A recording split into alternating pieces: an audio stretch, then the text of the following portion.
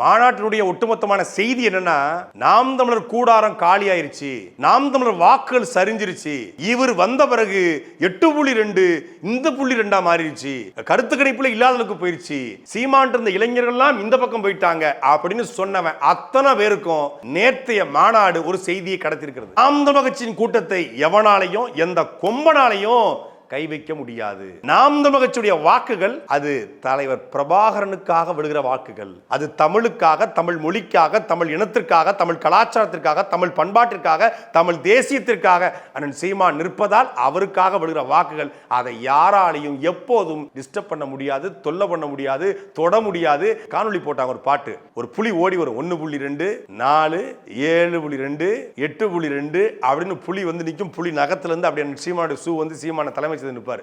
உண்மையிலே மெய் சிரிச்சு, அதுதான் உண்மை. அப்படி புலி பாய்ச்சல்ல போயிட்டு இருக்கு. புலி பாய்ச்சல் போகும்போது அணிலாவது கொசுவாவது அடிச்சு காலி விட்டு போயிட்டு இருக்கும். இந்த புலி பாய்ச்சல் இடையில இந்த அணில் கும்பல்கள் உண்மையிலே அணில் 65 போடப்படும் அப்படிங்கிறத இந்த கூட்டம் காட்டிடுச்சு. இந்த கூட்டம் எங்கேயும் போகாது. அவன் தல ரசிகனா இருப்பான், தளபதி தொண்டனா இருப்பான்னு சொல்றாங்கல்ல, இவன் தளபதி ரசிகனா இருப்பான், எவனவனா இருப்பான். ஆனா அவன் தளபதி இல்ல, அவன் தலைவனா ஏற்றுக்கொண்டது தமிழ் தேசிய இனத்தினுடைய தளபதியாக தலைவனாக இருந்த தேசிய தலைவரை தான். அந்த படையை யாராலும் தொல்லை பண்ண முடியாது.